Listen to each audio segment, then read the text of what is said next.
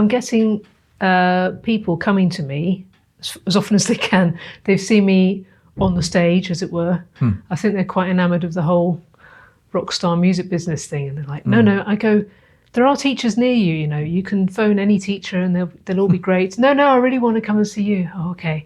But the thing is, I really want to train in the technique as a teacher to teach voice.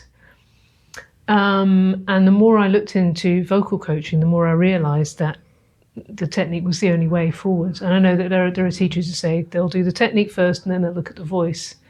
So do you agree that the voice is a really good indicator of general use? Like, for instance, I always demonstrate how if you tip your head back, then your voice goes a bit...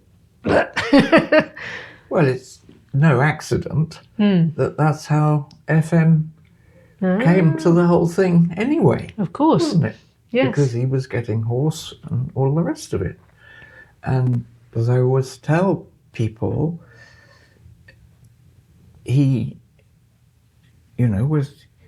went to the doctor, and the doctor said, well, what you've got to do is you've got to rest your voice. You've got to really not speak any more than you have to. Yes.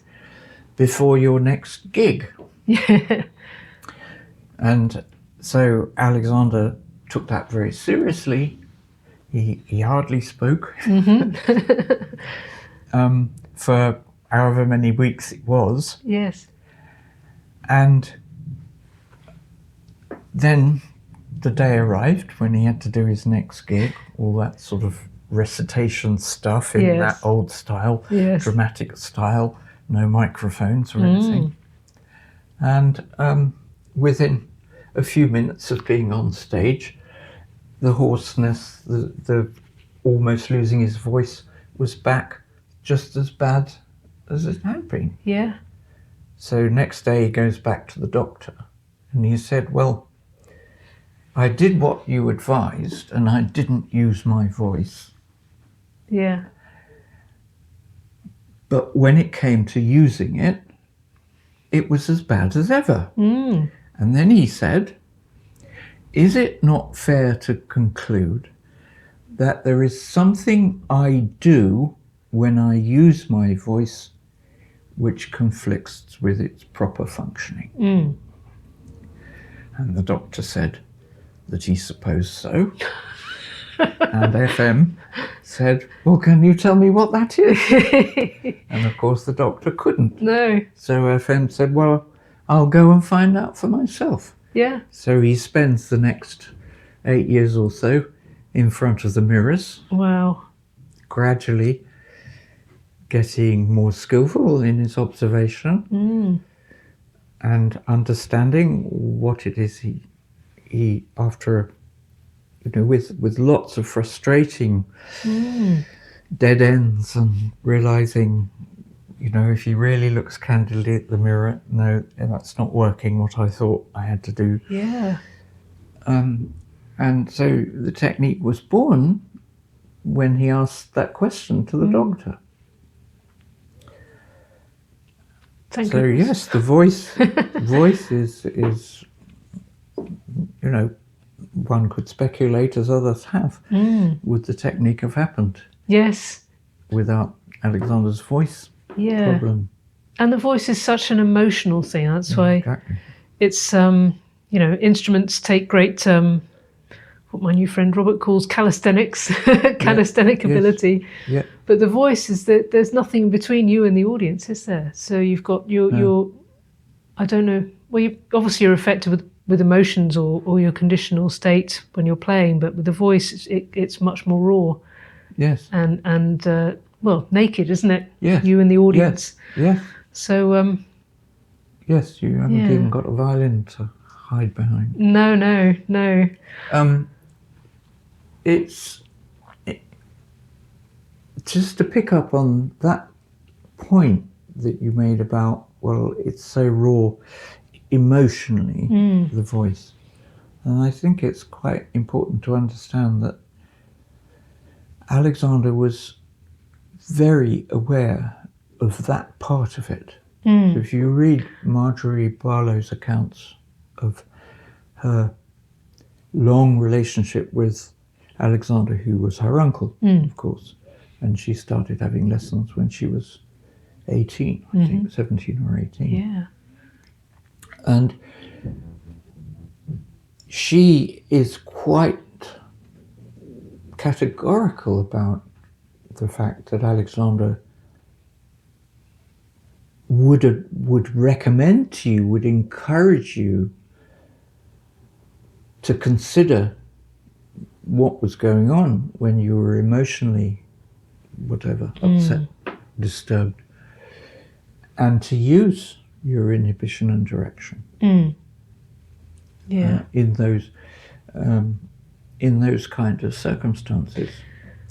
And that takes us into another area which I was very privileged to meet Ray Evans in this particular respect, because a lot was made in the early days of writing about the technique, about the so-called startle reflex. So you're crossing the road and you hear an enormous roar of a motorbike. Your startle reflex will kick in reflexly, as the name suggests. And your head will go back and down. You'll pull in your head and you'll raise your shoulders and extend your arms. Oh, yes. And that is something that winds you up like a spring, if you want, so that you then release the spring and get the hell out. Yes, yeah. You don't stop to inhibit. No. Now, when you read Alexander's books, he talks about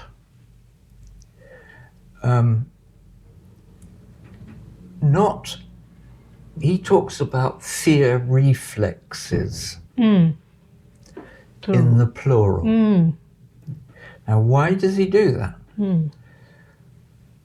So Ray was one of the first people, I think, Ray Evans, to make a connection between Alexander's work and a relatively new discipline and area of investigation about what are called sometimes the primitive or baby reflexes. So when a baby learns to, as a baby develops, there are certain unconscious automatic responses which in progression and together lead to the baby being able to stand up, walk, talk, and generally be a little person. Yeah. And there's a sequence in which these reflexes develop, flower is a nice word for them, but then they become redundant, and in fact, if they carry on, they'll interfere with further development. So they are inhibited, resolved, whatever you'd like to say, back into the nervous system, so as to make room for the next stage of development. Yes. You know, I don't know whether, can I demonstrate on the floor? Yeah. So So Ron was just explaining about the primitive reflexes. And here he is demonstrating. So here is a baby lying prone on their front, which is a very important thing for them to do. And perhaps mummy comes in and says something or calls the baby, and the baby looks up to see and hear what's happening. And there is a reflex at that stage which says that if the neck extends, that's that way, the limbs, particularly the front limbs in this instance, will extend as well. So eventually that's going to lead to the baby being able to be on hands and knees. So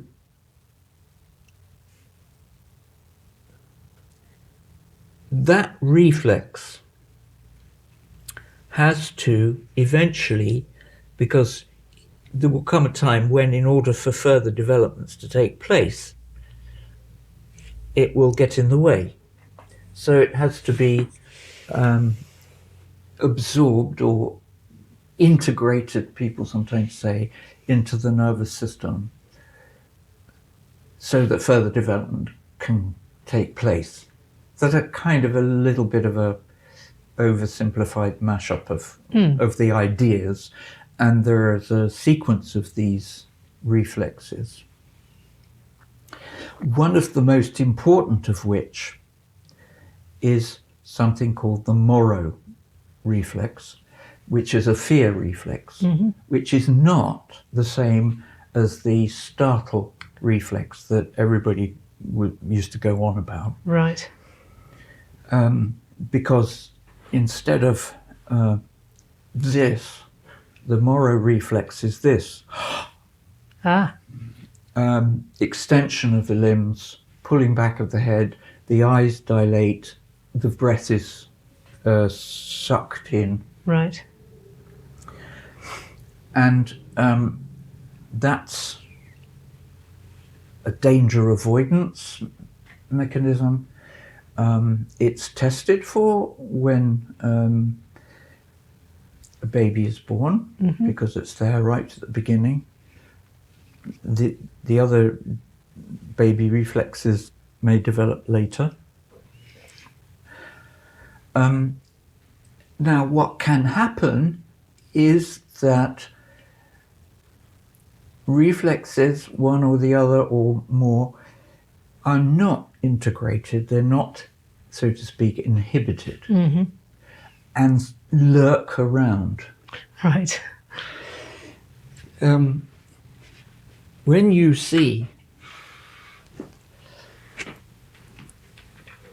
this happen, when you in an early lesson you start taking somebody into a chair, and if you get it slightly wrong and you interfere with their balance when you didn't intend to, and you see this, you know that they've got an unintegrated, uninhibited Morrow reflex lurking around in the system. Right.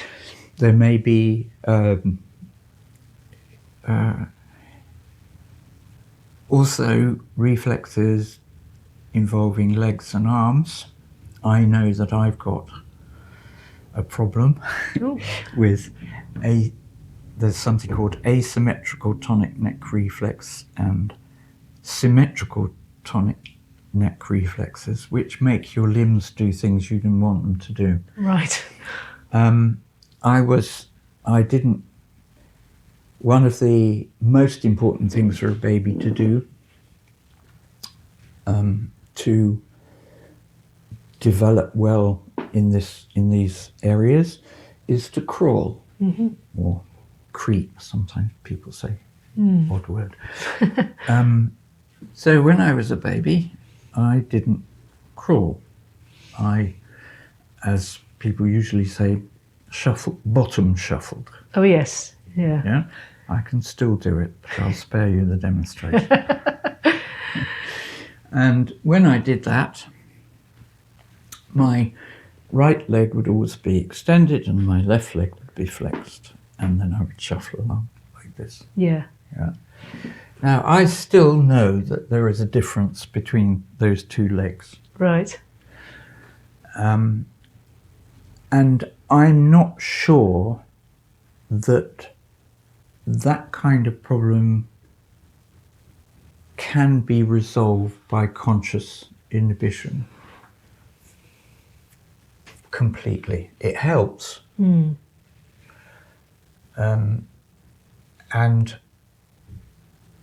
I know that if I'm looking after myself, what happens with my legs when I'm walking or whatever it is, or bending to pick something up, whatever that is, I can do it reasonably well, let's say. Yeah.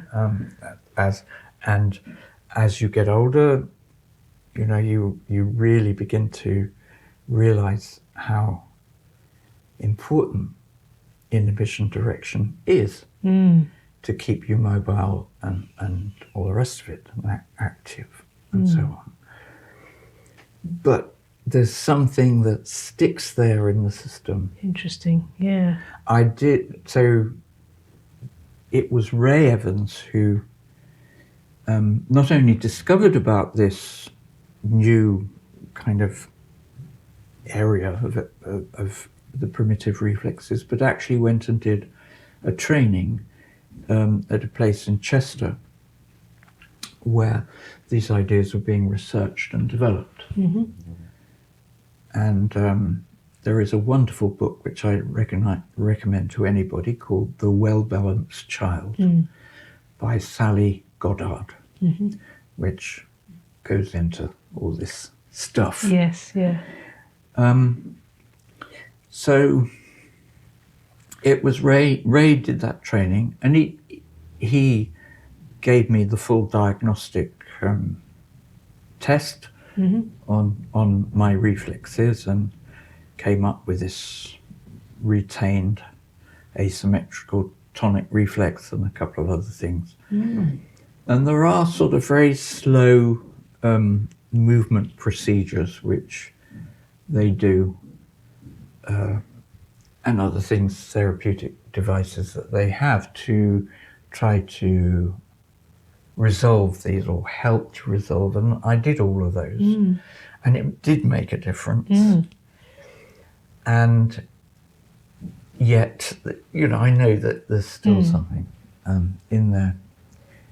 So there are little clues that you get. And I think one of the important things to remember when you're working with somebody, and if there is this reaction going on, to remember that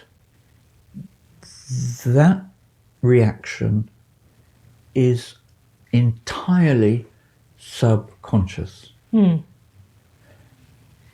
You can't necessarily consciously inhibit it. So Alexander's work is about, of course, about this concept of use and how we have got into habits of what he called misuse. And we're now, just at this moment, talking about something different, which is not a question of acquired misuse, but of developmental events. Now, you may well, as compensatory activities, and I know this is true for me, through childhood and in your younger years, because of your reflex issues, you may well develop habits of misuse which compensate for them.